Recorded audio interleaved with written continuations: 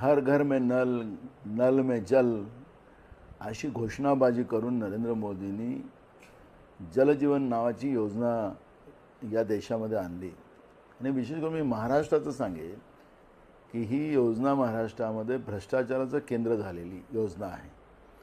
पाण्याचे सोर्स नाही, अशा ठिकाणी ह्या योजना करण्याचा सरकारने प्रयत्न केला आणि कोट्यावधी रुपयाचं जनतेच्या पैशाचा चुराडा केलेला आहे असं चित्र आपण पाहतो आहे। काल झालेली यवतमाळ जिल्ह्यातली दुर्दैवी घटना, पैनगंगा नदीवर जी तरुण मुलगी पाणी भरायला गेली आणि तिथंच तिचा मृत्यू झाला, ही दुर्दैवी घटना आहे।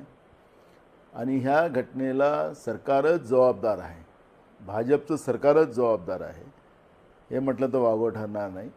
आणि या वर्षाला मोठ्या प्रमाणात पिण्याच्या पाण्याची टंचाई भासणार हे अलर्ट असताना विधानसभेतही सरकारला आम्ही हे सगळे मुद्दे सांगितलेले आहेत, पण सरकार आणि प्रशासन दोन्ही झोपलेलं आहे आणि त्याच्यामुळे अशा पद्धतीचे निरपराध लोकांचे मृत्यू यावर्षी मोठ्या प्रमाणात होतील।